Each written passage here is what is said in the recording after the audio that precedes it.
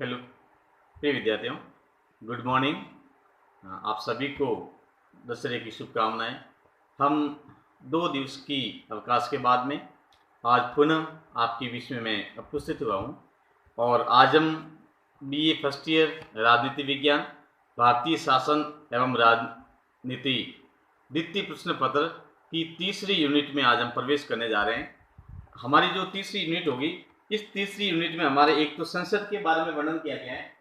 तीसरी जो यूनिट हमारी है इसमें एक तो भारतीय संसद के बारे में आपके सिलेबस में है। तो इसमें हम पढ़ेंगे संसद जो हमारी है राष्ट्रपति, राज्यसभा और लोकसभा से बनती है। राष्ट्रपति संघ की कार्यपालिका का प्रमुख व्यक्ति होता है और राष्ट्रपति के बारे में हमने द्वितीय जो हमारी यूनिट है उसके बारे में बातचीत की थी। उसके बाद में संसद का गठन कैसे होता है, राज्यसभा का गठन कैसे होता है, लोकसभा का गठन कैसे होता है, इसके बारे में अध्ययन करेंगे। उसके बाद में उच्चतम न्यायालय हमारा जो सुप्रीम कोर्ट है, सुप्रीम कोर्ट का गठन कैसे होता है, उसके पास में क्या पावर्स हैं। उसके बाद में न्यायिक शक्तियाँ उनके पास में क्या है, न्यायिक पुनरावलोकन, न्यायिक सक्रियता के बारे में बात करेंगे। उसके बाद में एक हमने जो थर्ड यूनिट है इसमें एक आते हैं सर्वोच्च, ये इलेक्शन कमीशन आता है। तो एक तो उसके बाद में सुप्रीम कोर्ट के बारे में बात करेंगे। उसके बाद में हम इलेक्शन कमीशन के बारे में बात करेंगे कि हमारा जो इलेक्शन कमीशन है वो किस प्रकार से है, उसमें क्या क्या कैसे उसका गठन होता है, क्या उसके पास में पावर्स हैं। उसके बाद में चुनाव सुधार, ठीक है ना, इलेक्शन रिफॉर्म के बारे में भी हम लोग बातचीत करेंगे। ये हमारी जो तीसरी यूनिट होगी, ये तीसरी यूनिट भी आपके विद्यार्थियों के लिए बहुत ही इंपॉर्टेंट यूनिट है और इस यूनिट में से अक्सर लोकसभा और राज्यसभा में जो मैटर इसमें से किसी एक पर इसकी कार्य एवं शक्तियों के बारे में पूछा जाता है, या राज्यसभा का गठन कैसे होता है, इसके पास में प्रमुख क्या शक्तियां हैं, इस टाइप का क्वेश्चन आता है। या भारतीय संसद की प्रमुख शक्तियों का या कार्यों का वर्णन कीजिए, इस टाइप का प्रश्न आता है। या सुप्रीम कोर्ट का गठन या सुप्रीम कोर्ट की जो न्यायिक शक्तियां होती हैं, शक्तियों के बारे में, या सुप्रीम कोर्ट के पास में प्रमुख कौन कौन से कार्य या शक्तियां हैं, उसके बारे में जो इसका प्रश्न भी आता है। उसके बाद में इलेक्शन कमीशन है, भारत का जो इलेक्शन कमीशन है, चुनाव आयोग है, चुनाव आयोग वर्तमान में जो चुनाव सुधार के बारे में कौन कौन से कमीशन बने थे या किस प्रकार से चुनाव सुधार के बारे में कार्य किया जाता है, इस प्रकार से तमाम प्रकार की जो जानकारी है। उसके बाद में कुछ छोटी छोटी जो सर्वोच्च न्यायालय से संबंधित जो कुछ जैसे जुडिशियल रिव्यू है, जुडिशियल एक्टिव है, इसके बारे में भी बातचीत करेंगे, क्योंकि कई बार सोचो टिप्पणियों के रूप में इस प्रकार के जो प्रश्न है वो पूछे जाते हैं। तो आज हम केवल भारतीय संसद के बारे में बात करेंगे कि भारत हमारा जो राष्ट्र है, हमारे देश की जो शासन व्यवस्था है वो संसदीय शासन व्यवस्था है और संसदीय शासन व्यवस्था में संसद का जो गठन है वो किस प्रकार से किया जाता है। भारतीय जो संसद है, भारतीय संसद की गठन का जो प्रावधान है भारत के संविधान के भाग 5 में, विद्यार्थी ध्यान दें, संविधान के भाग 5 में संसद का वर्णन किया गया है और आर्टिकल 79 से लगा करके आर्टिकल 122 यानी कि अनुच्छेद 79 से लगा करके 122 के बीच में संसद के बारे में वर्णन किया गया है। भारत की जो संसद है वो संसद लोग राष्ट्रपति, राज्यसभा और लोकसभा तीनों से मिलकर के बनती हैं। तो इस प्रकार से भारत में जो संसदीय जो लोकतंत्र की स्थापना पाई जाती है, संसदीय लोकतंत्र में जो संसद होती है, संसद का जो स्थान है वो इस प्रकार से हम सर्वोच्च मान सकते हैं, क्योंकि जनता की जो आवाज है, जनता की जो अभिव्यक्ति है, वो अभिव्यक्ति एक लोकतांत्रिक राष्ट्रों में संसद के माध्यम से एक अभिव्यक्त होती है। उनकी जो प्रतिनिधि होते हैं वो एक जनता की ओर से अपनी बात को संसद में किस प्रकार से रखते हैं और किस प्रकार से उसके अनुकूल देश की नीतियां बनाने में महत्वपूर्ण भूमिका निभाते हैं। तो आर्टिकल 79 की जब बात करते हैं, आर्टिकल 79 में बात करते हैं तो उसके लिए कहा गया कि भारत संघ के लिए एक संसद होगी जो राष्ट्रपति एवं 2 सदनों से मिलकर बनेगी, जिसके नाम क्रमशः राज्यसभा और लोकसभा होंगे। जो हमारा जो राज्यसभा है, इस राज्यसभा को हम उस सदन के रूप में भी जाने जाते हैं और जो लोकसभा है, इस लोकसभा को निम्न सदन के रूप में भी जाने जाते हैं। यानी कि ये एक ऊपरी सदन है और ये निम्न सदन या नीचे वाला सदन है।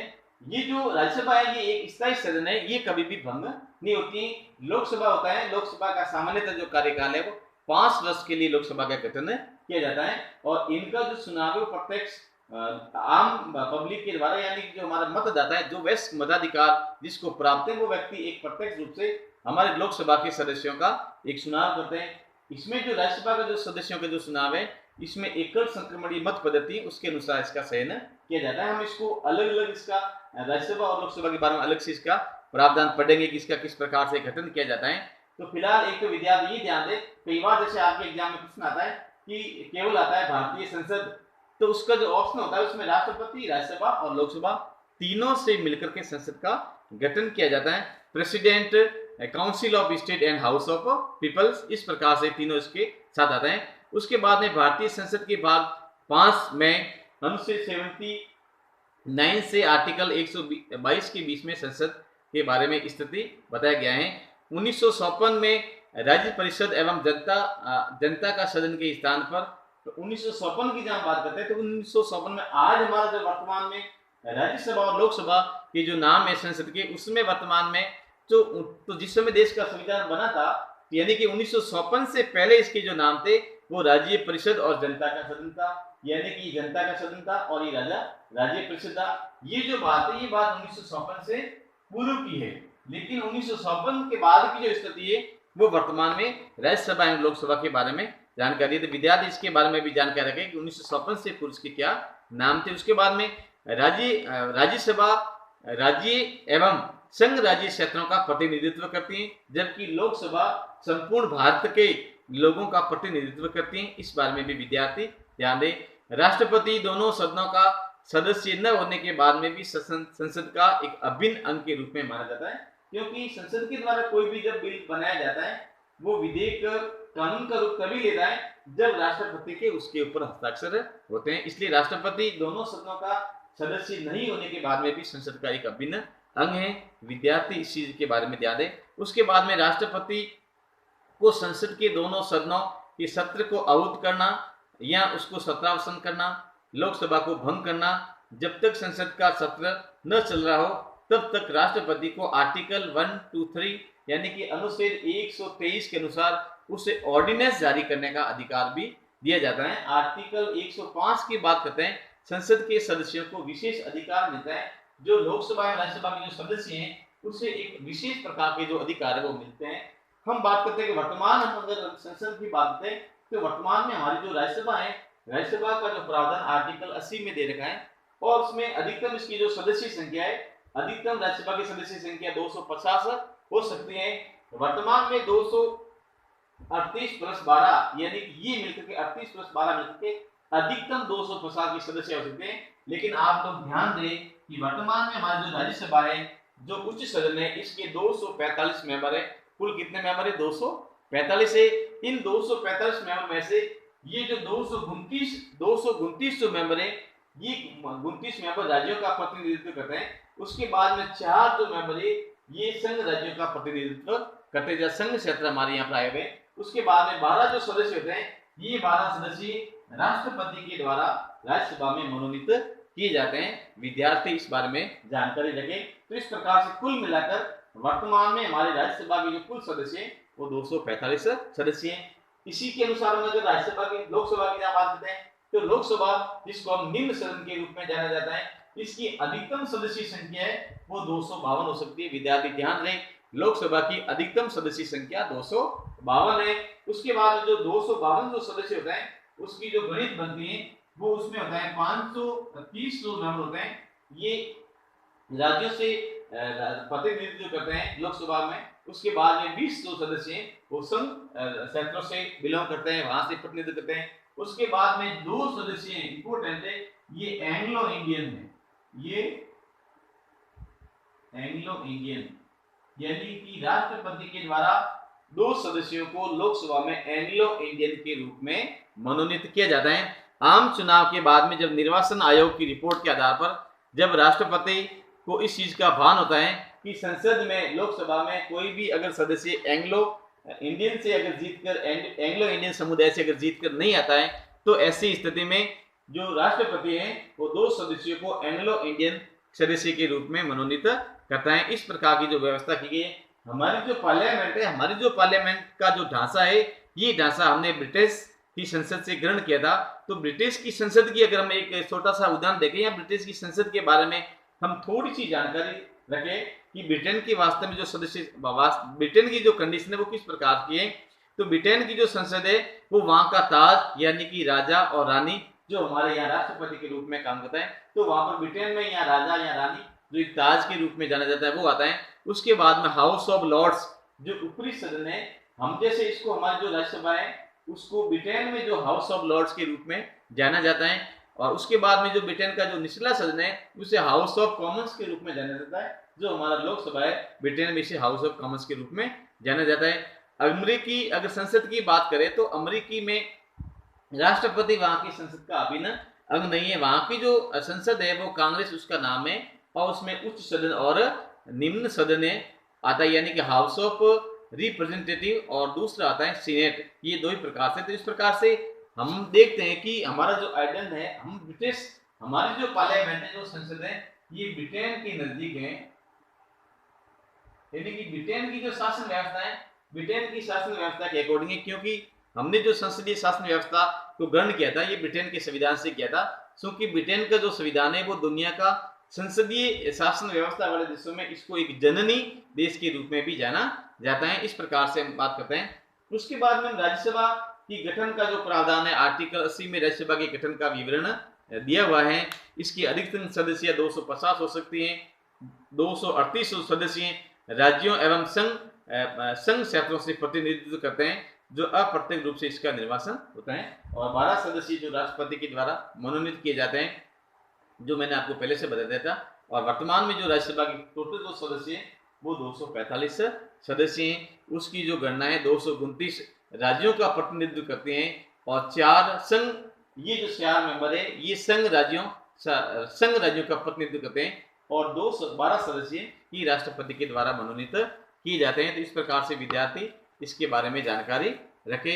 राज्यसभा का जो पहली बार इसके कुछ हम राज्यसभा की अगर ऐतिहासिक पृष्ठभूमि के बारे में बात करेंगे, किस प्रकार से इसकी प्रारंभ हुई थी, तो इसके बारे में विद्यार्थी थोड़ा सा ध्यान रखें कि राज्यसभा का पहली बार जो गठन है वो 3 अप्रैल 1952 को हुआ था। ये राज्यसभा पहली बार का गठन है 3 अप्रैल 1952 को।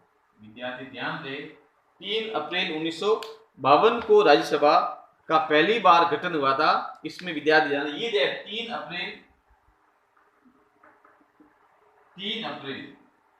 अप्रैल 1952 को राज्यसभा का पहली बार गठन किया गया था। इसकी पहली जो बैठक हुई थी वो पहली बैठक 13 मई 1952 को हुई थी। राज्यसभा की जो पहली बैठक हुई थी वो 13 मई 1952 को हुई थी। इसकी पहली बैठक है वो 13 मई 1952 को। ये कुछ तिथियां हैं जो कई बार कंपटीशन में पूछते, इसलिए मैं आपको यहाँ लिखवा रहा हूँ, आपको नॉलेज में रहे कि इस प्रकार से अगर कंपटीशन में जो प्रश्न आता है कि राज्यसभा का पहली बार गठन कब किया गया था या राज्यसभा की पहली मीटिंग कब हुई थी, तो ये तिथि विद्यार्थी ध्यान रखेंगे। दूसरी बात इसकी विशेषता है, राज्यसभा एक स्थायी सदन है। विद्यार्थी ध्यान है, ये कभी भी भंग नहीं होता है। ये एक स्थायी सदन है, इसलिए विद्यार्थी ध्यान दे। इसकी जो सदस्यों का जो कार्यकाल है केवल ये तो स्थायी है, लेकिन इसके जो सदस्य हैं राज्यसभा के जो सदस्य हैं, इस सदस्य की जो कार्यकाल है वो कितना है, 6 वर्ष का इसका कार्यकाल होता है। कई बार विद्यार्थी कंफ्यूज हो जाते हैं कि एग्जाम में कई बार प्रश्न आता है कि राज्यसभा का कार्यकाल फिर आता है कि 5 वर्ष, 6 वर्ष, 9 वर्ष, या स्थायी या अस्थायी सदन। तो ये केवल स्थायी सदन है, यानी कि राज्यसभा का जो कार्यकाल निश्चित नहीं है। केवल और केवल राज्यसभा के जो सदस्य सुनकर आते हैं उन सदस्यों का जो कार्यकाल है वो 6 वर्ष का है, जबकि राज्यसभा का कार्यकाल 6 वर्ष नहीं है। राज्यसभा एक स्थायी सदन है। विद्यार्थी इस बारे में जानकारी रखे, कभी भूले नहीं। उसके बाद में राज्यसभा में 1/3 सदस्य प्रति दूसरे वर्ष अवकाश ग्रहण करते हैं। कितने, 1/3 सदस्य हर 2 साल के बाद में 1/3 सदस्य राज्यसभा के सदस्य अवकाश ग्रहण करते हैं, तथा उतने ही सदस्य यानी कि 1/3 सदस्यों का पुनर्निर्वाचन होता है। आर्टिकल 83:1 में इस प्रकार की व्यवस्था की गई है कि यानी कि राज्यसभा जो एक स्थायी सदन है, इसके प्रति 2 वर्ष के बाद में 1/3 जो सदस्य होते हैं वो सेवानिवृत्त होते हैं, और इसके स्थान पर वापिस इतने सदस्यों का पुनः चुनाव होता है। इस प्रकार का संविधान, भारत के संविधान में आर्टिकल 83:1 में इस प्रकार का प्रावधान किया गया है। राज्यसभा, राजस्थान की अगर बात करते हैं, राजस्थान से राज्यसभा में कुल कितनी सीटें हैं, कई बार एक छोटा सा प्रश्न आता है, 2 नंबर का प्रश्न आता है, तो इसमें राजस्थान से हमारी 10 सीटें। अगर ये केवल राजस्थान के बारे में पूछे कि राजस्थान से कितने सदस्य हैं, तो राजस्थान से 10 सीटें, यानी कि 10 राजस्थान से जो मेंबर है हमारे 10 मेंबर है वो जाते हैं। इस प्रकार जो प्रश्न है आपके एग्जाम कंपटीशन में भी पूछा गया था। एक रिट लेवल फर्स्ट है वो 2018 में जो एग्जाम हुआ था, तो उस एग्जाम में ये पूछा गया था कि राज्यसभा में राजस्थान से कितने मेंबर लिए जाते हैं, चुने जाते हैं, तो उसमें 10 मेंबर चुने जाते हैं। विद्यार्थी इस बारे में जानकारी रखे। इस प्रकार से, क्योंकि हम राजस्थान में निवास करते हैं तो राजस्थान के बारे में, राज्यसभा के बारे में क्या स्थिति है हमें जानकारी होनी चाहिए। उसके बाद में इसके सदस्य भारतीय नागरिक हो तथा 30 वर्ष की आयु प्राप्त व्यक्ति हो। 30 वर्ष की आयु प्राप्त व्यक्ति राज्यसभा का सदस्य मनोनीत होता है। मंत्रिपरिषद कभी राज्यसभा के प्रति उत्तरदायी नहीं होती है, यानी कि मंत्रिपरिषद केवल लोकसभा के प्रति उत्तरदायी होती है, राज्यसभा के प्रति उत्तरदायी नहीं होती है। इस बारे में भी विद्यार्थी ध्यान रखें।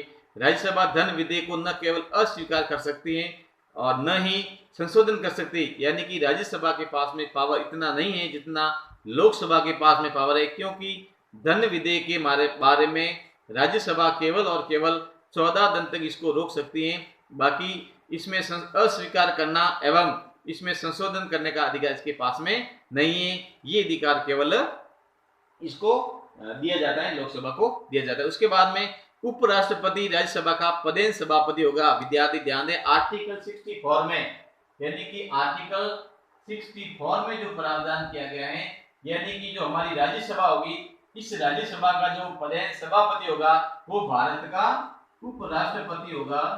ऐसा हमारे भारतीय संविधान में आर्टिकल 64 में ऐसा प्रावधान किया गया है कि उपराष्ट्रपति ही राज्यसभा का पदेन सभापति होगा।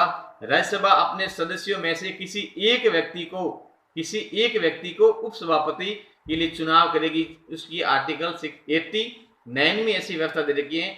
आर्टिकल 89 ये कहता है, राज्यसभा अपने सदस्यों में से किसी एक व्यक्ति को उपसभापति के लिए नियुक्त करेगी।